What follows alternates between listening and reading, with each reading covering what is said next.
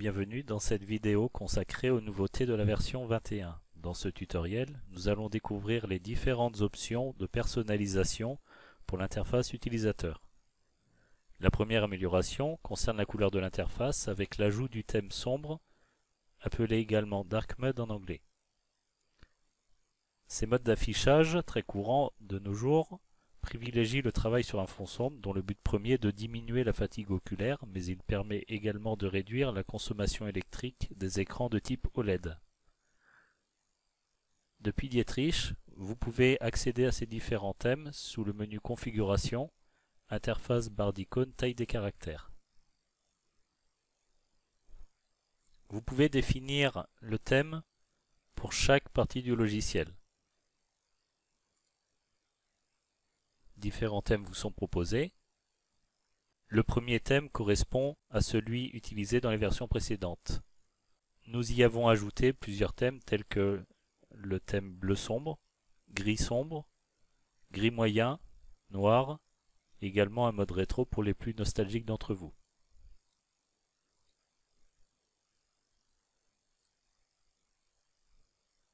Après avoir sélectionné le thème, il vous suffit d'ouvrir la partie du logiciel concerné pour en voir le résultat.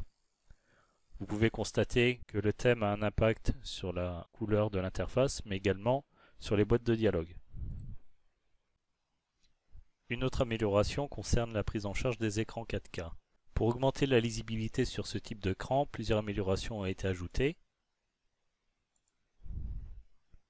La première étant l'ajout de nouvelles dimensions d'icônes en 32 et 48 pixels. Vous voyez que la taille des icônes s'adapte parfaitement sur un écran beaucoup plus grand. Pour ce qui est de mon écran, je vais rester en 24 pixels puisqu'il s'agit d'un écran 17 pouces.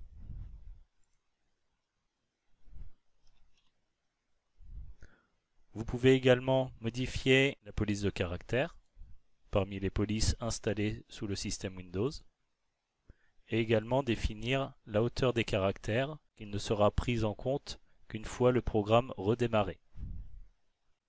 La dernière amélioration est apportée sur l'apparence du réticule 3D dans les modules DICAM et DITOIA. Pour l'activer, vous devez déjà accéder à la fonction configuration écran depuis le module DICAM.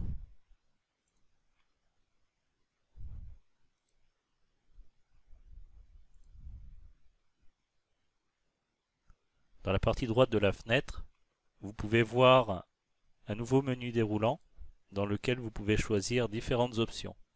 Par exemple, multicolore avec des lettres permet d'ajouter un nouveau réticule affichant les axes X, Y et Z de manière colorée, ainsi que les lettres correspondant aux différents axes.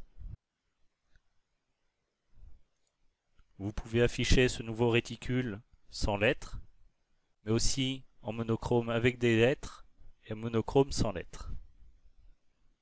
Le dernier mode étant celui utilisé dans les versions précédentes.